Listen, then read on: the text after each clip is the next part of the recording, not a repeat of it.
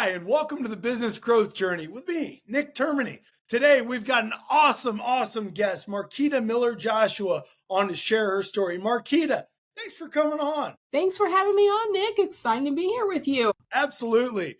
Well, first of all, Marquita, how do we know each other? You know, I recall the day that we met early in the morning. I was at a speaking engagement and I was like, who is bringing this level of energy this morning as the MC? And that is how we connected. And after that, it was great to be able to follow up. Many people meet people at networking events or speaking engagements and they say, we're going to follow up. But we actually did that multiple times. And so many amazing things has come as a result of that follow-up. Oh man, it's funny. I remember when we met and it was like 7:30 in the morning, I think. And I got everybody all cranked up. And you were like, where did you come from? And I'm like, and then when you delivered your presentation, I was like, wow, that was amazing. And then ever since then, we connected. I mean, you've invited me to several different things and been a tremendous mentor and just friend since we've gotten to know each other. So absolutely. Likewise. Yeah. Enjoyed getting to meet your family and sharing family's time. And so it's been great. Oh, yeah, absolutely. Well, cool. So Marquita, to get rocking and rolling here, where did you grow up? Let's tell us about you. Yeah, absolutely. So I am a North Atlanta girl. I graduated from Liberty High School, go Blue Jays. And so for the most part in the Liberty, there was a short spin of time where I lived in Jeff City, Missouri for the first 2 years of my high school year. But other than that, pretty much Northland. Graduated from Liberty High School, did go to a Metropolitan Community College. And so it's funny because have had the benefit of serving on the board there to be that I was a student at that community college is amazing to see that come full circle, as well as I went on to go to Park University. And then I continued getting my master's from Keller Graduate programs. So yeah. Awesome. And what did you get your degrees in? So my undergrad, my bachelor was accounting and management. So associates start off with accounting, and then I went on to get the bachelor's with accounting and management, and then the MBA, Master's of Business Administration from that standpoint, and then went on to get the designation of enrolled agent with the Internal Revenue Service, and then the speaking side of me that loves to do was able to snag the Certified Speaking Professional Nation, which is held by 3% of the people in the country. So we're about to pull Nick on in that game. Okay, Marquita.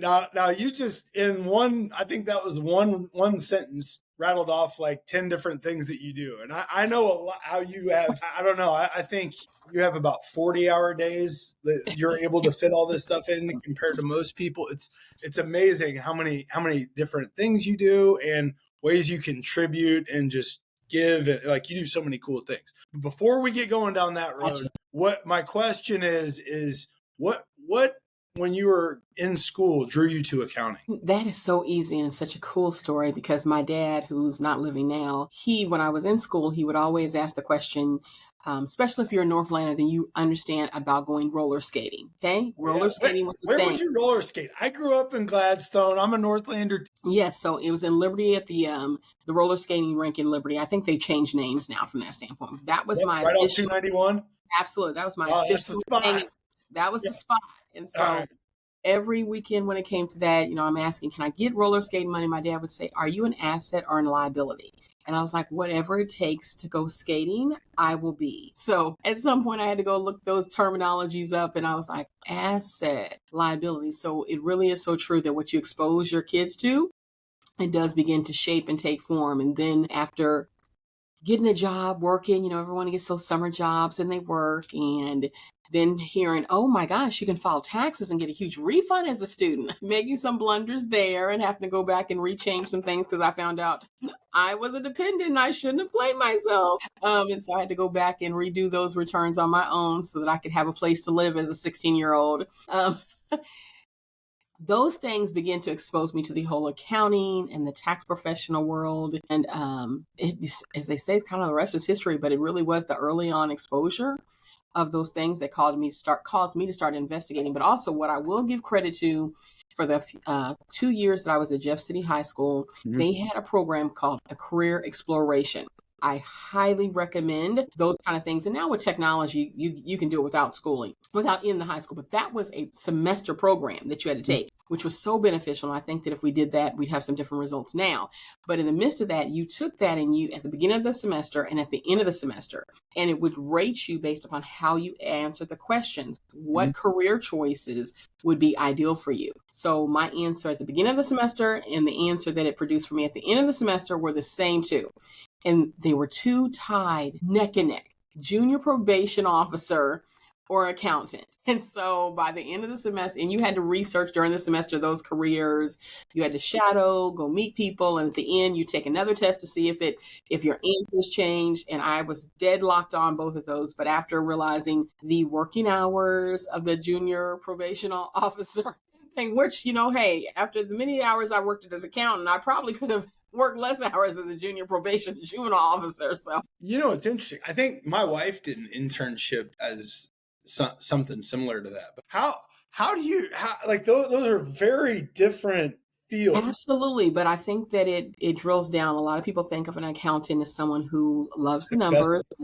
I love the strategies, but I also like people, enjoying people and solving problems and helping people navigate. So that's an aspect of what we do at our firm from this standpoint, is helping people navigate take this dream, this aspiration, something they thought about, wanted to do, frame it, get a structure with it, put numbers behind it. How do you grow it? And so kind of much still problem solving and helping to bring to fruition where you want to be. Yeah, that's awesome. So you did your first tax return at 16. Is that what you're saying? That is correct. Yeah. And then you were able to make a few mistakes, which then gives you an opportunity to learn. That's tuition, right? You got it. Absolutely. And so then I'm guessing that kind of pushed you like, oh, I need to figure this out. And you're definitely someone that's curious and figures stuff out pretty quickly. Wow, that's pretty cool. And it's amazing that you can see pinpoint these moments that have led you down the path. That's awesome. Absolutely. That's why I'm really big on, I think that it's important to have exposure for not just youth, but period, in career. The more exposure that you have to different things, it helps you to fill in the blanks and to say, that's why I like that component of that. Maybe if I bridge these two things together, there could be something different. So it's been a lot of that. No, you're exactly right. I mean, I look back at my career and I had the privilege and opportunity to be in and around some really smart people, in the exposure to opening your mind to think bigger, to dream bigger, and do more things, and then learn how to execute better, really, really change the way that I attack the day. And also being able to see how exposure of how they treat people and how they conduct themselves and in a full holistic view. And it's pretty amazing when you're around great people. And I mean, just when we met, there was an instant exposure to Absolutely. Hey, do you want to go to the National Speakers Association? Hey, come to this. And I'm like, holy cow. I mean, if you remember the meeting I went to with you, I think I took 20 pages of notes, and I'm like, there's other people in the world that are this energetic. Holy cow. It had me fired up. I was like, I have found your tribe. I want to get you to your tribe of people that are in your group. So, yeah. And what's cool about it, and, I'm forever appreciative of continuing to get to know you, because, I mean, you've continued to exposure, open my brain to so many cool opportunities and possibilities and people, but also, it really kind of pushes you forward.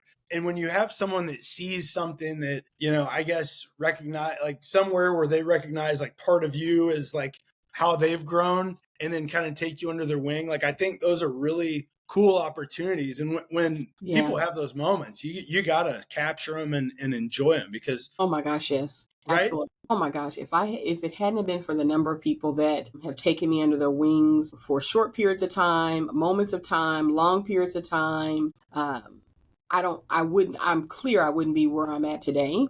And so all of those things matter. Sometimes it's an impression of meeting somebody one time or having an encounter, and they tell you something that just lands with you, and you forever remember that moment and that time. And you may not ever see them again, but you remember those words or that incident. But then there's those moments where you connect, and It's a heart connection. And, there's purpose that's crossing, and there's energies and synergies that happen, like you and I, from the standpoint that Yep. you brought me in rooms that I'm like, wow, how did he even know to invite me to that? We never talked about this. And yet here is the invitation from him. And I'm like, that's just weird, but it's weird in a great way, because it does allow purpose and intention. And I can certainly appreciate that you are the same way in every room that you are in, no matter what. And it brings the energy to it, and it makes it a lot of fun. Oh, you too. Okay. So we're in college now. Yep. Right? We're in college now. So Yes. you graduated from Park University. Graduated from Park University. Where did you get your MBA? From my MBA came from Park University. Then I went to Keller Graduate School of Management. And so what inspired you to continue to get your MBA and go down that path? Well, one of the things that, so while I was at Park, I was married and having children. How about that? Okay. So in the course of that, I wanted to set the bar for my kiddos that would come along to know that the new bar had been established. The MBA is the level. This is the standard. That's the standard. This is the new standard. From that standpoint. And so that had a lot to do with that. Also from the standpoint, once you start learning something, you kind of start drinking the Kool-Aid, and you're like, I want the next level of it, the next level. But it's when you stop and you pause and back away from it, then you got to get back to it, right? So that's why it's so important to keep going while you keep going from that standpoint. But definitely the opportunities to really sharpen my knowledge for clients, because those programs do provide, I hear a lot of people say, oh, I don't use the stuff that I learned in school. I use the stuff that I learned in school every day. But continuing to listen to podcasts like your show, different things to keep feeding yourself. And so I will certainly say my MBA really was not a waste at all, because I have to tap into that knowledge, those skill sets, still fine tuning them today because technology is changing, times are changing, but it's been very helpful in being able to add value to my clients, and even from the standpoint of growing my own business from that standpoint. Those things were principles that there are some fundamental principles that always are there. They're always just those hard truths, no matter what changes, comes or goes. Those principles, I do really believe the MBA does do that for you. And then you have to build upon those and continue to build. The learning never ends. Never ends. There's two sayings that I probably say every day. My dad would always say, the more you know you don't know. And then the one that my grandpa would always say, that hey, I didn't know what he was talking about at the time when he would tell me. And he had passed away. And then I think I was about 30 something when I was like, oh, that's what he meant. His saying was, you're a bucket of youth in a world of experience. Oh my gosh. When he'd tell me that, I was like, until he passed away when I was 20, I was like, what is he talking about? And then one day I was like, in my 30s, and I'm like, oh, he's saying I don't know anything. And there's more to learn, right? Because the learning never ends. And the more you learn, but you're right, you build momentum on it where it stacks. And another thing about your journey that I think is pretty awesome is, the quick ability to build relationships and lasting relationships. I mean, just like we're talking about when we met. I mean, it hasn't even been a year, and we've already had all these great interactions. I know. And it feels like it feels like it's been much longer than a year. So when I'm like, it's only been a year. Yeah, no, but it really has. Going to college, and getting your MBA. I mean, there's a lot of great relationships that are built through going through the fire of learning and growing together. And those are relationships you can continue to build on the rest of your life. Could you talk about that a little? Absolutely. I often say, when we talk about sayings, that you meet people sometime for reasons, seasons, and a lifetime. Whoa, wait, say that again. That was beautiful. Reasons, seasons, and a lifetime. And there are, obviously, through college, people that I definitely met for reasons. Some of them were helping me pass tests. And then there were seasons, because we were in this experience of college and getting education, growing families and that thing. But then there were lifetimes. And I can think about one person I met.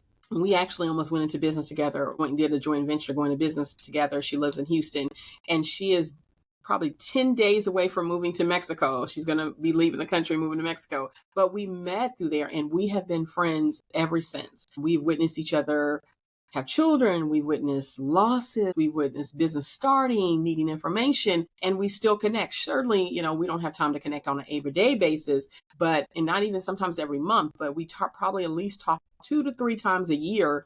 And then that may, based upon what's happening, may cause us to talk more. But that's a relationship that I met our desks were sitting next to each other. And we were like, do you have your homework for this week? And I got my homework for this week. It comes to class partnerships, when you got to do projects, we would partner up from that. But just to see today, her going to make this, she's at a retirement age now, and she's going to move to Mexico, and she's only going to be there for about 4 years, and then she's moving to Ghana. And so I'm like witnessing her unfold this. I feel like I'm almost watching a little movie she sends me pictures of her packing up everything and how she's getting ready to become an expat. And so I'm just like, oh my gosh, just to think that we met in a classroom at Park University. Oh, it's crazy. No, you're exactly right. And, a lot of the friends I have, I've lived all over the country, and whenever we talk or are together, it's like you just pick up where you left off. Absolutely. Pick right up. It's like, no, it's no catch up. It's no warm up. She's just like, okay, let me bring him to speed what's been going on. I'm like, let me bring him to speed what's going on. Yeah. So we just Here's right it up. is. Yeah, right beautiful. Here. So it's there. So it is. Those relationships. That's awesome. Okay, so you got your MBA, and now we're and you have kids and are married, so you've got a lot of life moving fast. A lot of life moving fast. And the standard has been reset. Well, I guess what was it like going through school, having a young family, right? Yeah.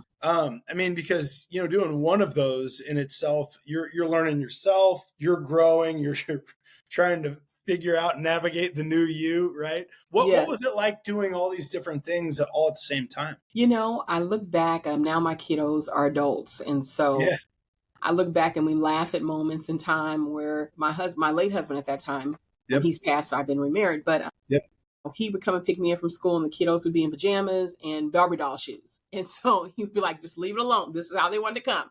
And so it was a balancing act from the standpoint, going from school to work to a dance recital or whatever's happening. I think that those moments are busy, but I think that there are beautiful moments that get the things that are happening during that time, because real life is happening. Kids are growing up. And so oftentimes when people call on me to be on a panel, especially if it's a women's thing, they're like, how do you balance? I used to say, oh, you just, you balance. I really don't think there is balance now. It's wherever you're at in that moment, you need to be fully present. And I didn't always master this, and I'm still not going to say I'm the master of this, but I do a lot better.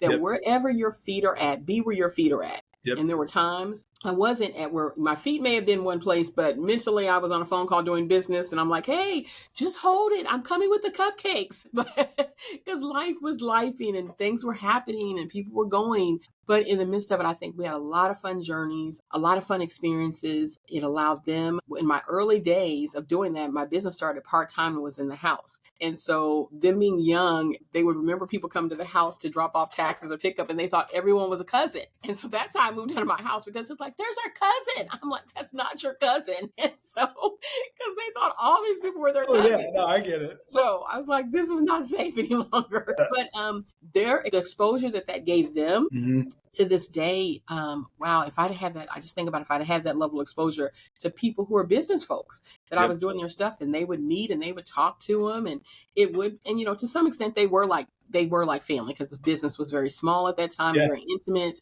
And so they were like family, and the kiddos came to know them and they came to know them. It gave them great summer job experiences. Although it was busy, there were different times for different things, and the focus was on what was, important at that time, if you will. I definitely will own that there are times that I should have made different decisions when it came to stress levels and what was important, but we live and we learn. And as we keep learning and growing, we make those changes. And so, I look back and I can laugh when I hear the girls tell stories about, family vacation. It was like, we didn't even know where we were going. And you were like, just pack a suitcase and I'll let you know when we're leaving. And so I think about some of those times. I'm like, that was totally wild. Totally wild. And they thought we were going on vacation. Is it warm or cold? At least give us something here. Exactly. And, because I had to make sure that the business was moving forward, and I wasn't ever sure exactly, because, people think in business, that you set your own schedule. The reality is your clients kind of set the schedule because they really should. They're the ones you're serving. First, you got to have clients too. Now you're saying something, Nick. You're saying something really I know. powerful. At the beginning, starting on a previous podcast that we did, Lisa, owner of Urban Hikes Kansas City, she said something that really stuck in my head. She's like, I started a company and then we had to tell people because it didn't exist before. And now it does exist. And yes, I got to watch that, and I was so amazed by that. That's a great way to put that. Yes, absolutely. So we have to tell people that we exist, and then you have clients, and then you grow, right? Like, but the progression. So I guess, Marquita, you nailed something really quick there that I wanted to kind of get your insight on. Yeah. From a mindset standpoint, do you have something that you do to help you be present or recognize when you're getting too far ahead or stress is starting to mount up? Because you're exactly right. It's easy to always be thinking ahead or all the different things you have going on. And when you have family, you're married and you have just a lot of different life going on, it can be easy to not be present, but then you're missing like the best parts of life. Yeah. So how have you, how did you grow to be able to recognize that? And then like, okay, I need to be here now. Right. What did you do to do that? So I'd say there was a softer portion of that and then a hard lesson of that. The softer portion of that was as I witnessed my kids getting older and I'm like, oh my gosh, so we're like done with brownies? Like there's no more brownies? And so I can't go back to that, right? Because it's over. That season's done. Yep. I started witnessing, I was like, well, how many more things do I want to have a faint memory of versus being fully present? Wow. But then when my late husband passed away, that was a hard pause for me. Yeah. A very hard pause because I really realized someone that I'd been married to for 23 years, slept in the same bed, best friends, he's gone, right? And I'm like, oh my gosh, that reality of that was like, life is super for real precious. Yep. And you better like make the best of it. And so in the midst of that journey of healing and really leaning in to heal during that time and taking time to heal and be there present for my kiddos and my bonus kiddos that I have as well.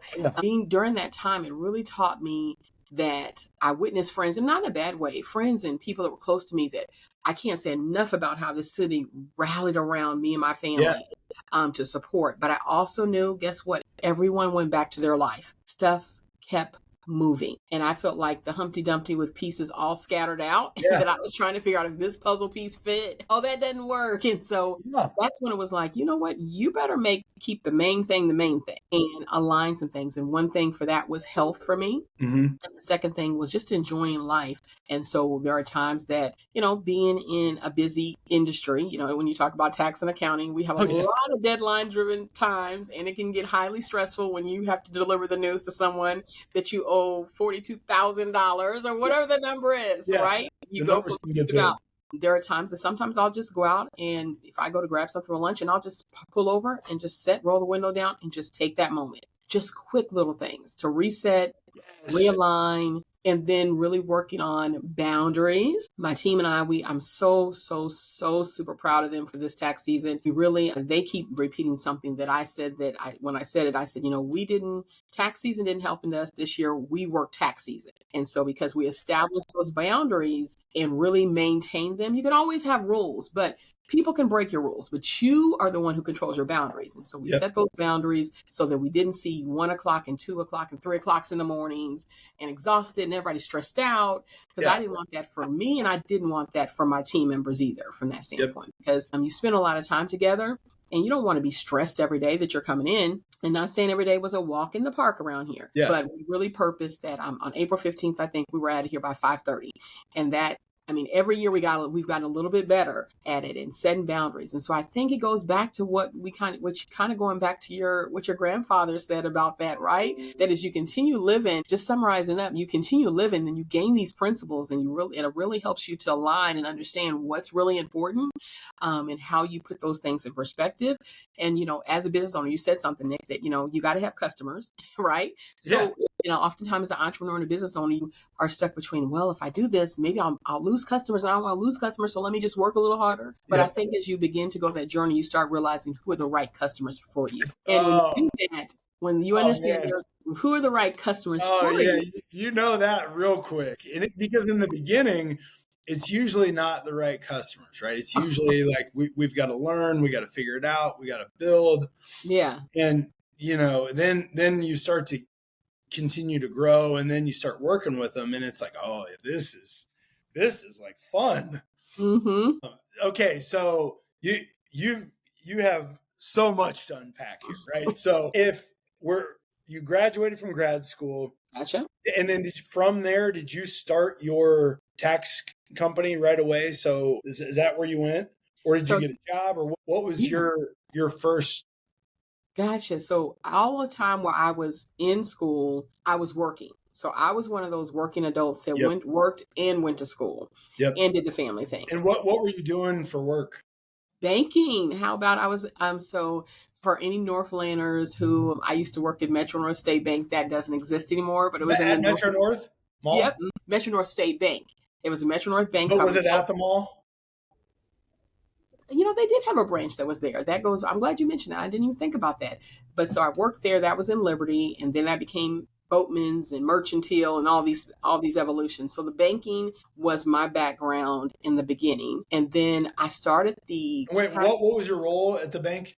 I was started as a teller, and then I became a personal bank representative, and then became the head teller, and then the vault manager from that. So and so then I started doing taxes on the side just for friends and family because I'd had that exposure at 16, and so that skill set was still there in the back of my mind, right? And as you're growing into an asset.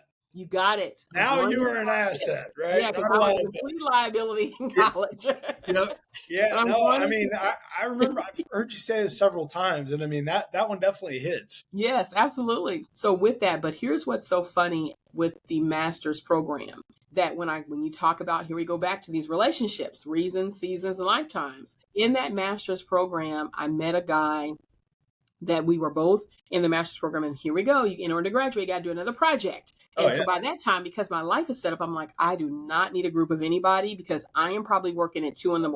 They're not going to want to have a group meet when I can. So I was like, I just need to be by myself in this project.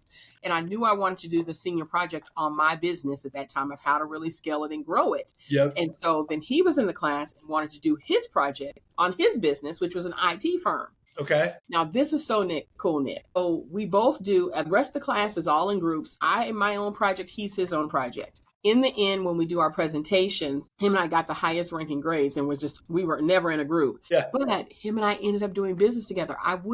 His firm is how I started up my IT infrastructure. And then we partnered. I did his accounting. He did the IT for us. And that was a leg up majorly because I would have never been able to afford that kind of IT infrastructure. And so we bartered from that. But that is another aha that came as a result of the Keller School of Graduate.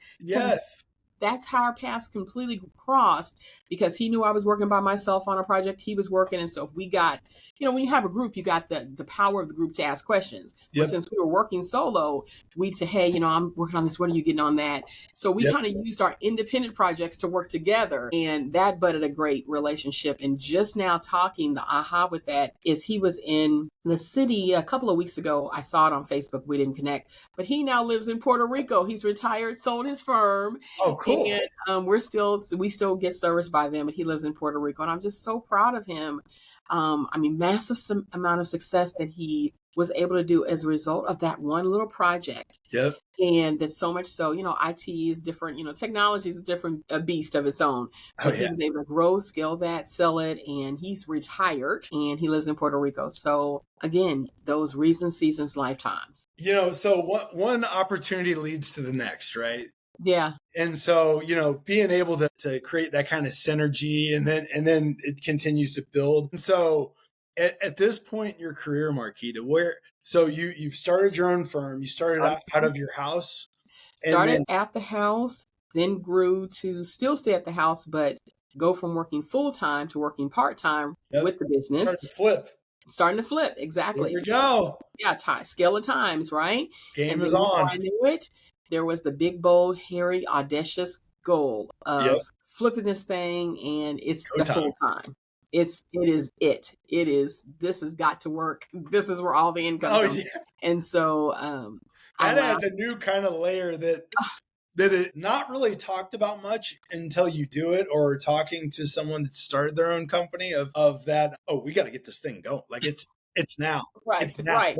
Now. We're not messing around, right? Right. It's time to go. Yes, I was talking to a group at a credit union. I spoke at a credit union yesterday, and it was about 20 business owners who were there. And we were talking about this very moment that, it's one thing to do it when you're working, but it's another thing when it's like, this is all in, this gets real serious quickly. Yeah. when this has to work. Yeah. And, it's different now because there's a lot of pitch fests that you can do and a lot of grants and partnerships. Yeah. Back then, I didn't have all those things No. from the standpoint. It wasn't the power of Facebook that you can go out and, start Facebook groups and gather people and those things. Those things didn't exist at that time. And so you really had to do the grassroots of hitting the pavement, knocking on doors. And so they were just, some of them were amazing. It was like, you really knocked on doors? I was like, I knocked on doors. Oh yeah. No, I still do it just because I like it, right? Like that's how you get to know people and get I think that's the quickest interaction. But so at that point, did you lease an office? Did you partner with somebody? What did you? I did. First office. Yeah, first office, 6301 Rock Hill Road, 300 square. I don't even think it was 300 square feet. I think it was like probably 150 square feet. I just needed room for a desk and 2 chairs. And so we outgrew that space very quickly. I remember that it was in the same building as Boys and Girls Club. And because it started growing, I had to put chairs in the hallway for people to wait. Boys and Girl Scouts, people were like, what is going on with this space over here? And so that was the key to, was able to grow and get the next space that was next.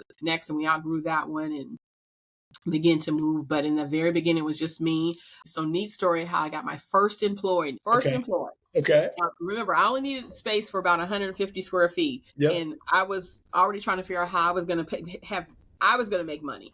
Yep. So an employee was not on the radar.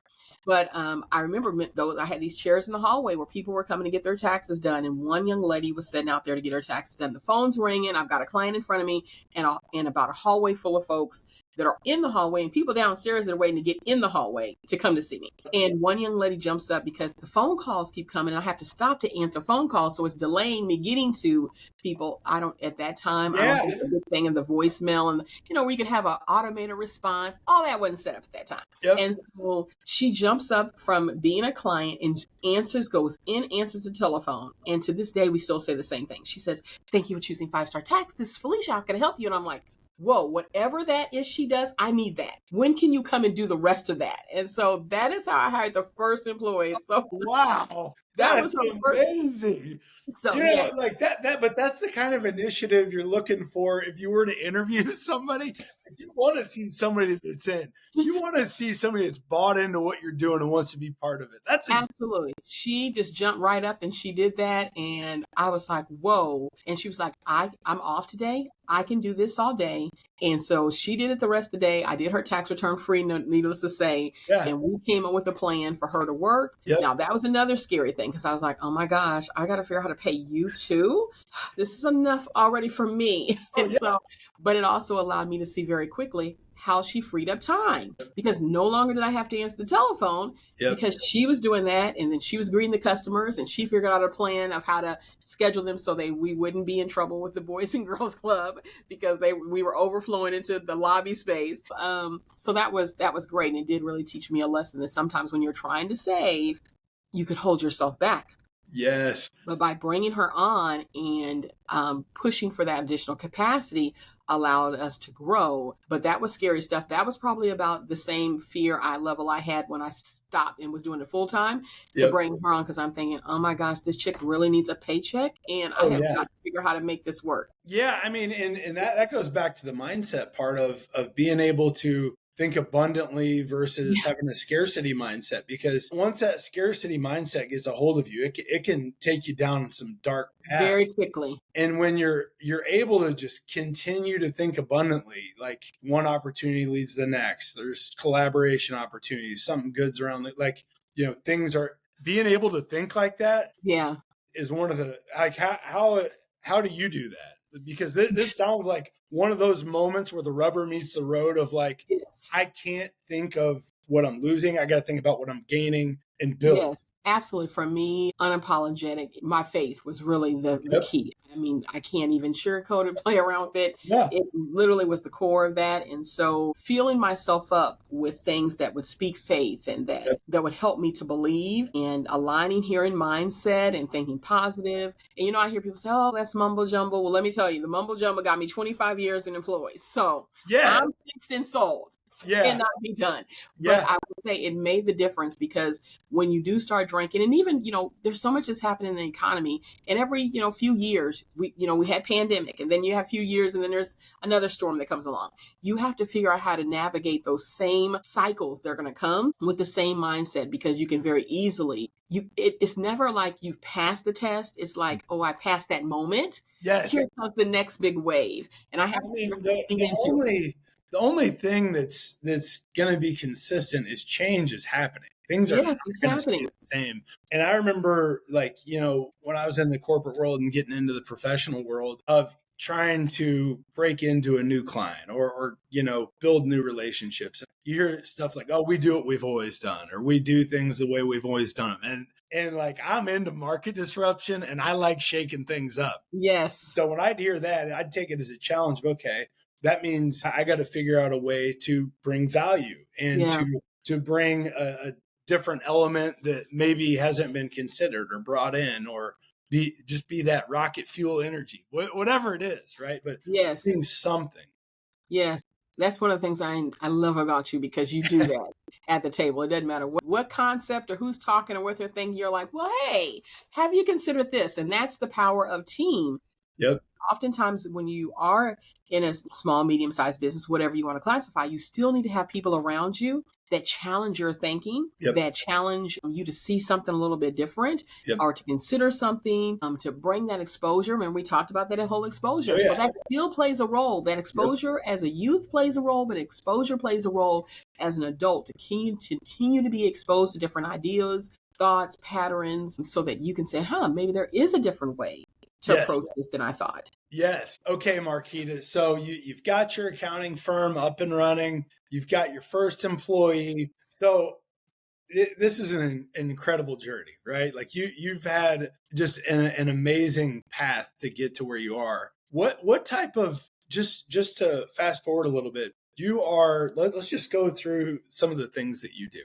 Mm-hmm. Okay. So you own a tax and accounting firm. Correct. Mm-hmm. Right. How many different boards or nonprofits do you work with? Well, I always keep a limit of no more than 5. But guess what, Nick? Right now, I'm under that because I've termed off a couple. So right now, I'm on Holy Rosary Credit Union as the treasurer, and Make-A-Wish, Missouri, Kansas, as well as National Speakers Association, and then a few other not-for-profits from that standpoint. But I'm terming out on boards, and Habitat I'm about to term off. I'm done at the end of next month from that one. Termed off of Metropolitan Community College, which are another. Again, it seems like, why would a business owner be on boards? The power of synergy, it gives you the ability to give back to the community that has served you, but it also gives you the ability to glean from others that are in other industries.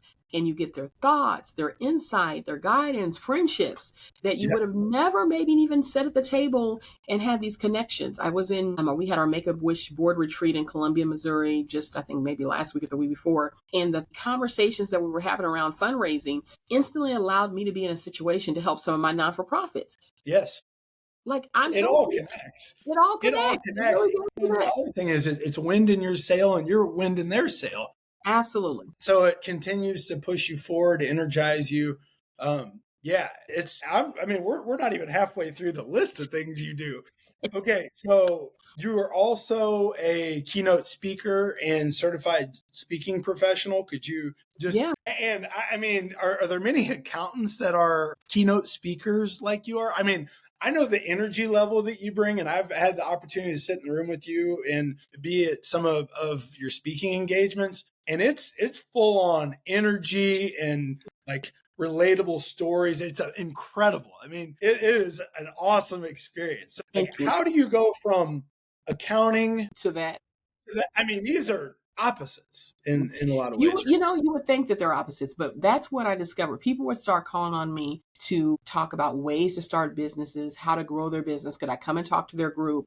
And in the beginning, I was like, yeah, sure. Because I knew what? I'd probably get clients out of it. Just another way of marketing. And then one day someone crossed my path and said, hey, would you speak at this women's conference? I'm like, sure. What do you want to speak about? And she was like, I want you to speak about faith and finance. I'm like, okay, let's go for it. And when I'm done, she gives me an envelope and I'm like, now what's this? And she was like, this is your honorarium. And I'm like, honorarium. And so I'm like, people get paid to do this? I've been doing this for free. And so I go to another conference and speak, and I meet a lady that's part of NSA. And she says, National Speakers Association. National Speakers Association. And just like when you and I connected, she said, let me introduce you to your tribe. There's a tribe of you. And I'm like, what? Get out of here. Oh, yeah. In the accounting world, I think that accountants are seen as being quiet, but when it comes to what you're passionate about and what your expertise, they don't have a problem sharing that. So that was my vehicle of sharing it, but I just didn't know it would kind of grow into something a little bit more from that standpoint. But I'm so grateful for Mary Redmond, who introduced me to National Speakers Association as a local level, and then it's a national level. And I'm one of those people that once I'm in, I'm all in. And so that just brought a whole different level of things that came with it. But what's so funny is all of them come back to the same thing of helping people to move forward. In the speaking that I do, my focus is helping people to move from stagnation and experience growth and profitability. What do I do in business? Helping people to grow their business and get the revenue and the net profits and understand their taxes. So it's really seems like a bunch of different things, but it all comes back to the core of the same message and the same thing of helping others when it comes to growing and expanding their business and moving forward. So this is amazing. And you're right. It does all connect. And it really comes down to helping people. And curiosity and growth, right? Yes. And so from this, I mean, what type of speaking engagements have you done? Because like I was looking through and you've got several signature presentations, but like what type of experiences has this unlocked since you started traveling and being a keynote speaker? Oh my gosh. From it's what's so funny is in the beginning, like I said, I was speaking for organizations that just wanted more information to help their entrepreneurs. If it was a group of entrepreneurs, to help them to grow, from that to going to churches, to that to corporations. Once I got NSA was the light bulb moment and the access to corporate speaking, because I had a message, but the message for entrepreneurship versus corporate is a little bit different, and the funding portion of it, of who's paying for it. And so you got to make sure you understand. I always say in the speaking, when I have a lot of individuals that reach out to me and say, hey, I want to get started speaking. I always say, you got to understand who your money message is and your money audience is, of who's going to be paying you. But in the midst of that, I mean, the opportunities that have opened up as a result of it, I could not have to thought of being paid for it. And there was times I did it for free. And I think every speaker does that. But the opportunities that's opened up as a result of it, from network, opportunity, insight, relationships, the payment has been far greater than the monetary value. But I've been fortunate to speak at major companies from Evergy, Hallmark, universities, associations, large church conferences. One was a mega conference that was in Dallas, Texas, had 30,000 people. But by the same token, yesterday I was with a group that was 20 business owners that my heart was just like, oh, I love these guys because I can see they're passionate. They got a dream and an aspiration, and they're really scared about how do they do this, and they really want to do it. So it's all still the same good stuff, no matter the audience size. That's incredible. So you know what's interesting too. I remember when I was in the corporate world, and I'd see, we'd have like a big national sales meeting or a big event, and they'd have like a keynote speaker, and they'd bring all this energy, and I'm just wired. Oh, wanting to go talk to them and like learn how'd you do this, and and they would always be like so drained. Whereas like after you give at least, and I didn't understand it until I started doing it. You started doing it. And I remember when we met, and after the presentation, I was like, "Are you worn out right now?" You're like, "Yeah." And I was like, I get like that too. Like I'm just totally wiped out afterwards. Yes. Every time. Yes, absolutely. When in the speaking world, we have a saying, leave it all on the stage. Yeah. That is completely that. Because after you're done, you're like good for another 10, 15 minutes for meet and greet. Oh yeah. And it's a short shelf life, because it's like you're trying. It's like, I just need to go sit for a minute. Like I'm wiped out. I need to have this moment to recenter and refocus. Oh yeah. Moment. It's rewarding, and especially hearing the stories that people come up to Yeah. you afterwards and the things that they share. I mean, man, the value of that and the I don't take it for granted is really very humbling. Yeah. Very rewarding. The emails after I saw something was on LinkedIn that someone I spoke at Center High School as a community give back a few weeks ago, and I just saw last night I saw a ping, and I saw one of the teachers from the Center High School had posted this beautiful thing on LinkedIn, and I was just like, oh my gosh, wow. And so he was sharing what happened after the class, that the kiddos stayed in the class to talk about the session, so much so he had to write them passes to be late because he said, I just needed to let them unpack. They were so, I just needed to let them unpack. And I was just like, That's wow. cool. So, I mean, it is a humbling experience to know that you can be used in that way, but also it just is, it's kind of the law of sowing and reaping. You receive, because I have my moments where, I'm needing to be fed into, I'm needing to get in the wisdom, I'm needing to set and hear the next level of the thing to do and how to do it and how to learn. And then I'm that person that's soaking up that person's time. And I'm like, I know you're tired. You want to wait? I know you're tired. But so it's that law of sowing and reaping that really does happen. And so when you have the opportunity to be the person who is sowing in that moment, that makes it easy to never be what I call the prima donna speaker. It's like, no, I don't talk to people afterwards. No, I mean, if it's not for the people in this audience, you won't be talking. And so you have to keep those things, the and the why you're doing what you do. I think that's really important. You and I talk quite a bit, and you often talk about your why and what motivates you to keep getting up, to keep making changes, to keep pushing yourself. So those whys do push us. And it's, you nailed it. There's so many different moments that, I think back throughout my career and my life where I was able to sit in a room and hear somebody give a speech or presentation or something that inspired me that I still think back to and still pushes me and pumps me up. And then, like for you to be like on the other side where you're the speaker that's creating these impacts, but being able to recognize like, hey, these are the moments in their season. And right, like these types of things, and it's whether it's sports, speaking, holding the door open for somebody at the grocery store. There's all these moments that add up to creating a great story and helping people. And I think that's what the common message is here, is recognizing the moment to be able to help and be prepared. Absolutely. And stay the course. And even when it, there are so many things. I witnessed you after your emceeing that event and people were coming up to you and you didn't like rush out, and you could have just been like, I'm done, I'm out. But you stayed and you held conversations with every person at the same level of energy, and we're just so well. I mean, I think you were one of the last people to leave. And I was waiting to talk to you. That's what but that sometimes doesn't happen. Some people do their part. They're like, I'm the MC. I opened this thing off. I kicked it up. I'm out of here. But you just stayed, and I witnessed that. And I was like, wow, how genuine with your time and giving of your time you were to me. And so that was, you watch that and you see that. So and vice versa, right? Like I saw the line of people waiting to talk to you. I'm like, she's got to be worn out, man. She crushed it. The amount of energy there.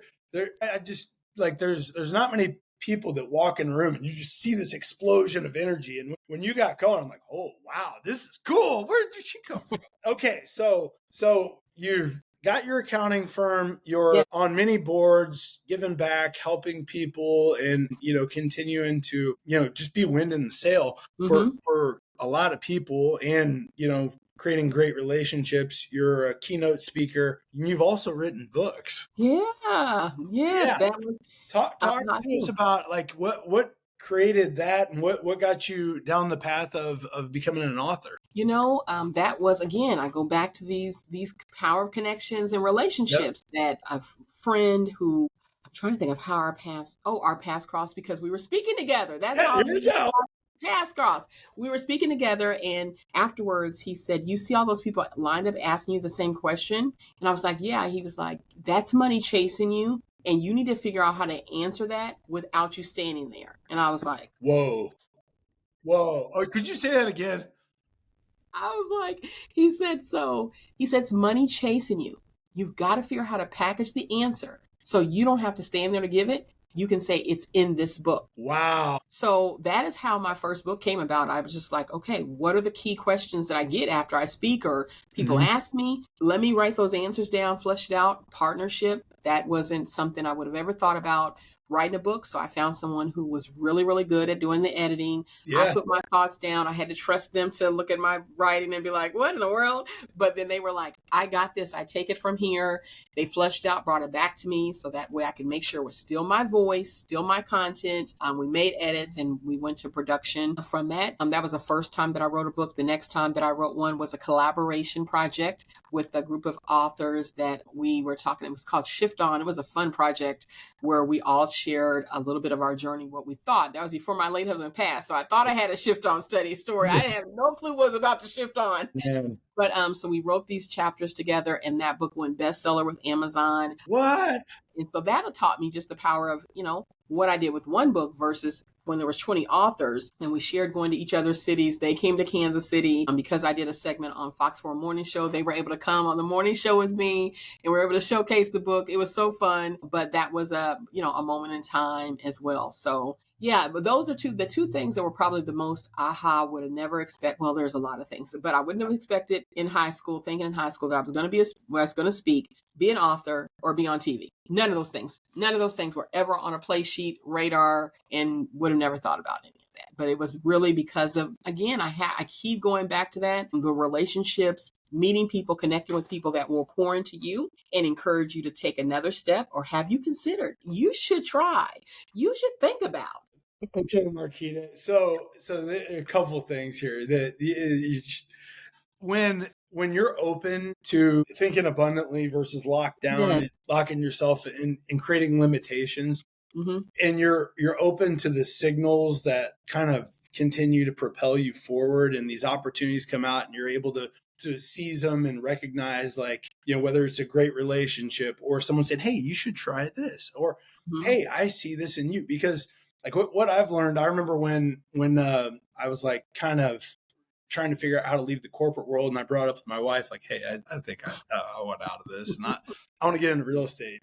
And her response was, yeah, I told you to do this like 2 years ago. Like, I don't know what's taking you so long, right? Like, people see something in you, or at least that I've experienced, before you actually are able to do it. And being able to move quicker on those moments as you become more open to embrace those opportunities, it's incredible. And like, with all the things that you've done, I mean, it seems like you've continued to accelerate of like, oh, that'd be cool. Like, I could do that. Right. And it's terrifying in the beginning. And then you get in and it's like, holy cow, I did it. I did the first one. Okay, now here's what I need to do to get a little bit better, and then get a little bit better. And then you just incrementally grow, build relationships, and wow, that's cool stuff. Yeah, it is. It is. But you're so right. It can be you. Everyone has that moment that is scary, but you have to have whatever's fueling you to push past that. Sometimes it's the power of the person who's already done it.